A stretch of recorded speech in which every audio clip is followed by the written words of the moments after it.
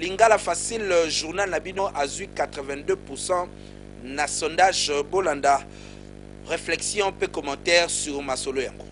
Depuis maison expert, il y a sondage et bimisa Lingala Facile, premier depuis Masolo Lingala Facile et Banda, Institut de recherche et d'études des marchés et des sondages d'opinion.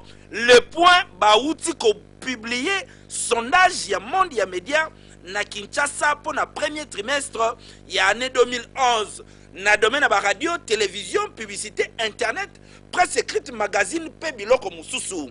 Na télévision, programme, oyo ezali na plus d'audience. Awa na Kinshasa, pe na République démocratique du Congo, lokola Kinshasa ezaka vitrine, ezali bongo Lingala Facile, journal télévisé na bino. Ba bimboli na catégorie na bango, na 82%, ya part ya marché, ndenge bandeko ya le point ba komi awa. Batu mingi ba comparaka Lingala Facile na chaîne ya télévision, nzokande ezali nango programme ya pamba.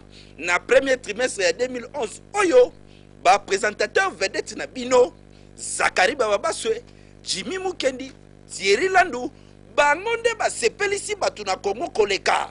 Pambate population oyo ba voter Lingala Facile, balobi ke à travers Lingala Facile, nde ba découvrir ka ba nyonso ya RDC sans qu'on se déplacer. Ba fait de société bien rendue en respectant l'équilibre et en respectant surtout la pudeur. Côté wana professionnalisme ya Lingala Facile, eza irréprochable.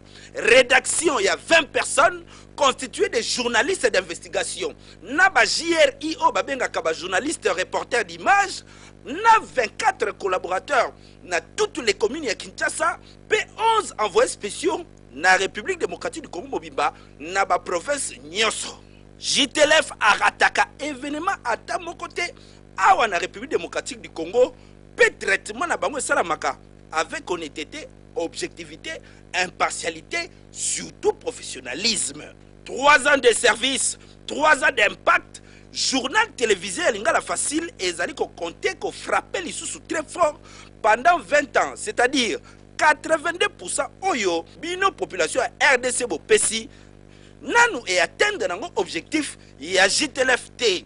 Chaque jour, rédaction ba travaillaka de 8h à 20h pour na ko servir ba congolais nyonso na batu nyonso balandaka biso à travers site na biso www.lingalafacile.com à travers le monde entier. Donc, ba institution ya république, ba entreprise publique, ba entreprise commerciaux, ba organisation non gouvernementale, ba musiciens, ba footballeurs, ba ndeko ya ba église, ba parti politique.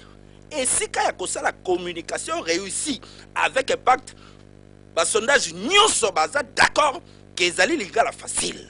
Lingala Facile, kolo idéologie, pe charge ya communication ya République démocratique du Congo. Mobimba.